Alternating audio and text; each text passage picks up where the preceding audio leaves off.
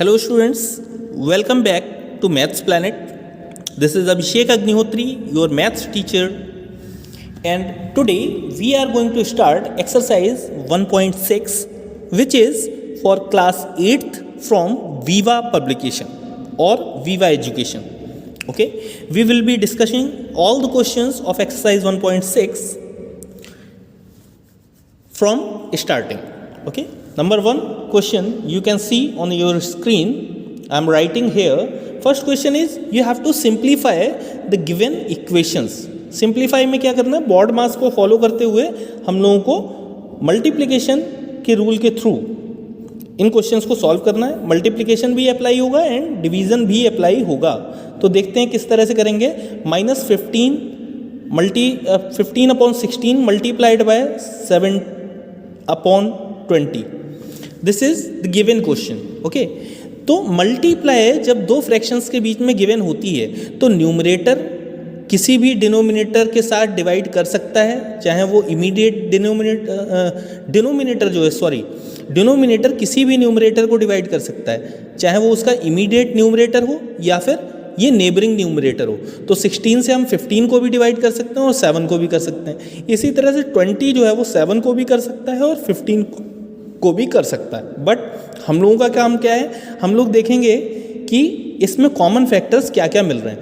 15 और 20 में common factor 5 है, तो 5 3 ज़ा 15 एंड 5 4 ज़ा 20. अभी देखते हैं कि 3 से ना तो 16 डिवाइड होगा और ना ही 4 डिवाइड हो रहा है, तो इसे छोड़ देते हैं. 7 से देखते हैं ना तो 16 डिवाइड हो रहा है ना 4 डिवाइड हो रहा है. ओके, तो इसका मीनिंग ये हुआ कि अभी हम लोगों को डिवाइड करना बंद कर देना है. सबसे पहले आंसर में क्या लिखना है, साइन डिसाइड करना है. तो ये माइनस है, इधर प्लस है, तो प्लस माइनस माइनस होता है, we already know.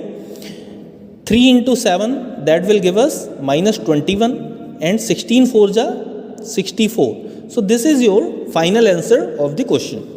Okay, now I am moving to question number 1 part B. Okay, part B is 31 upon 11 multiply 2 upon 5. You can see here, यहाँ पे ना तो हमें 31 के फैक्टर, 31 तो पहली बात तो प्राइम नंबर है, तो ना तो 11 में फैक्टर मिलेगा ना 5 में मिलेगा. इसी तरह से 2 के फैक्टर देखें तो ना तो 11 डिवाइड हो रहा है ना ही 5 डिवाइड हो रहा है. तो जब कुछ डिवाइड नहीं हो रहा है then what we have to do, numerator की न्यूमरेटर के साथ मल्टीप्लाई कराएंगे और डिनोमिनेटर की डिनोमिनेटर के साथ मल्टीप्लाई करा के आंसर में as it is fraction note कर देंगे. साइन क्योंकि बोथ प्लस हैं तो इसलिए फाइनल साइन भी प्लस का ही रहेगा. 31 2 ज़ा 62 एंड इन डिनोमिनेटर पार्ट 11 5 ज़ा 55. Okay, this is how you can find the answer. तो सबसे पहले हम लोग क्या चेक करते हैं कि कोई कॉमन फैक्टर ऊपर न्यूमरेटर पार्ट में या फिर डिनोमिनेटर पार्ट में नहीं मिल रहा है. अगर मिल रहा है तो उसे डिवाइड कर लेते हैं. सी पार्ट देखते हैं. -8 upon 14 multiply 6 upon -15 equal to. अब हम लोग चेक करते हैं, 2 से 8 भी डिवाइड हो सकता है और 14 भी हो सकता है. या तो हम 8 और 14 को डिवाइड कर लें और या फिर 6 और 14 को डिवाइड कर सकते हैं. इससे कोई फ़र्क नहीं पड़ेगा आपके आंसर पे कि आप किस नंबर से किसे डिवाइड कर रहे हैं. ठीक है, फर्स्ट आप किसे चूज़ करते हैं that will have no effect on your answer. तो देखते हैं एक बार. 2 3 ज़ा 6, 2 7 ज़ा 14, अगेन 3 1 ज़ा 3, 3 5 ज़ा 15. ओके, तो अभी देखते हैं 8 का कॉमन फैक्टर ना 7 में है ना 5 में है और यहाँ पे तो 1 बचा हुआ है. तो हम लोगों की डिवीज़न कैलकुलेशन कंप्लीट हो चुकी है. यहाँ पे हम लोगों को 2 साइन दिखाई दे रहे हैं माइनस के. Minus minus answer will be in positive fraction. Okay, तो प्लस का साइन यहाँ पे पुट कर देते हैं. 8 1 ज़ा 8 अपॉन 7 5 ज़ा 35. Okay, this is your required answer.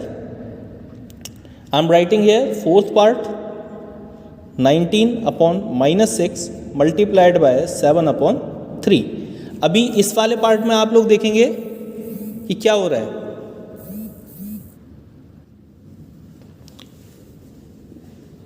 Denominator part में न्यूमरेटर पार्ट का कोई भी कॉमन फ्रैक्शन नहीं मिल रहा है, कोई भी फैक्टर नहीं मिल रहा है, 3 से 19 नहीं हो सकता, ये भी नहीं हो सकता। इसी तरह से 6 के फैक्टर भी कोई कॉमन नहीं है, तो डायरेक्ट हम लोग मल्टीप्लाई करके लिख देंगे।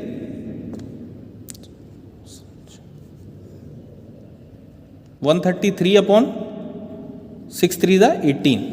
This is the required answer of your question.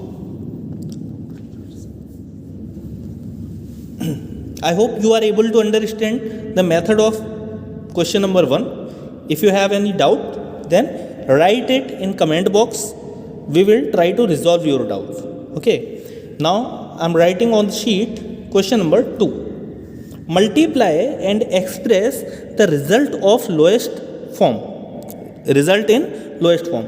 तो जैसे हम लोगों ने प्रीवियस पार्ट किया है वैसे ही ये वाला पार्ट करना है, बट हमें क्या करना है, लोएस्ट फॉर्म में करके आंसर को रिप्रेजेंट करना है। तो ए पार्ट, रिमेंबर गाइस, एक तो मेथड ये होता है कि आपने पहले ही डिवाइड कर लिया, उसके बाद में मल्टीप्लाई करवा के आंसर लिख दिया है, तो ये ऑटोमेटिकली आपका लोएस्ट फॉर्म में आंसर आ चुका होता है। ठीक है, अगर आप इस मेथड से करते हैं। सेकंड मेथड क्या है, पहले आप इन नंबर्स की मल्टीप्लाई करवाएं, आंसर लिखें और उसके बाद में डिवाइड करें।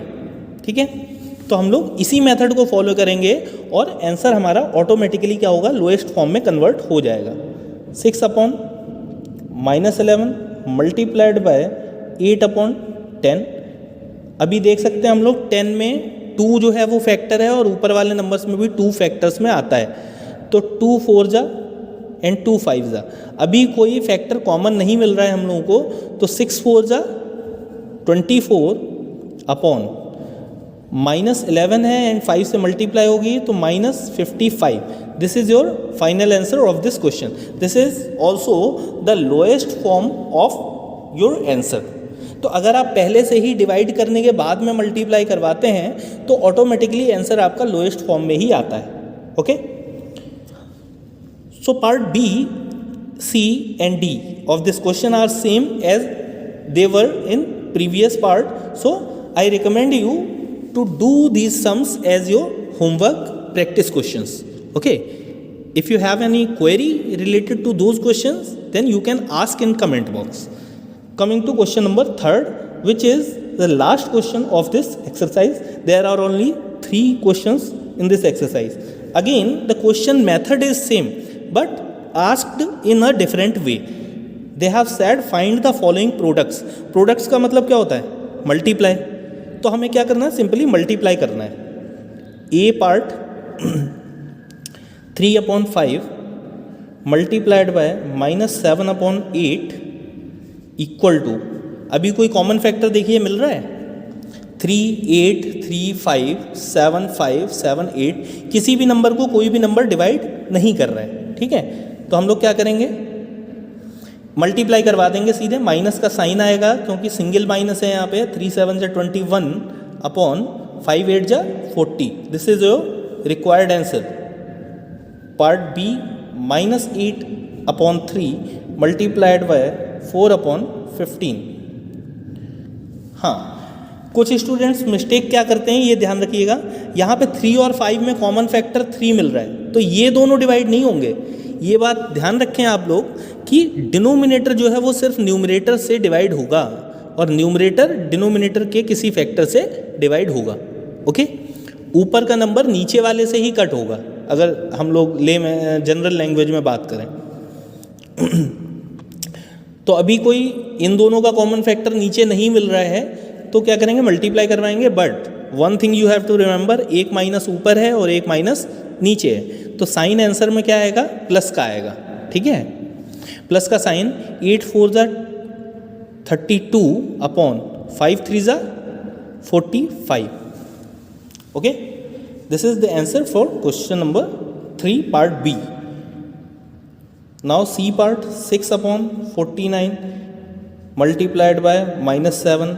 अभी आप देखेंगे जब नंबर सिंगल लिखा होता है तो इसे हम लोग क्या करते हैं, एज न्यूमरेटर ट्रीट करते हैं और डिनोमिनेटर में 1 मान लेते हैं। ठीक है, तो देखते हैं 7 49 से डिवाइड हो जाता है तो 7 1 जा 7 7 7 जा 49। अभी कोई कॉमन फैक्टर नहीं मिल रहा है बट माइनस का साइन यहाँ पे था तो माइनस का साइन यहाँ लिख देंगे, 6 1 जा 6 upon 7. This is the final answer for this question, and the last part of this question is minus 15 upon 13 multiplied by 26 upon minus 25. Common factor देखते हैं, 13 से 26 डिवाइड हो जाएगा, 13 1 जा 13, 2 जा 26. 5 से ये डिवाइड हो जाएगा, 5 3 जा 15 एंड 5 5 जा 25. अभी कोई कॉमन फैक्टर नहीं मिल रहे हैं तो हम लोग मल्टीप्लाई करवा देते हैं, माइनस माइनस प्लस. ओके, 3 2 जा 6 अपॉन 5 1 जा 5. So students, this is how you can solve the questions based on the concept of multiplication of fractions. Okay, I hope you are clear with the method. If you have any kind of doubt, then please write it in comment box. We will try to resolve it. If you like this video, then click on the like button, and if you are new on the channel, then subscribe it so that you will be notified whenever the new video is uploaded on this channel. Okay, in next session we will solve the sums of exercise 1.7. Till then, take care. Thank you.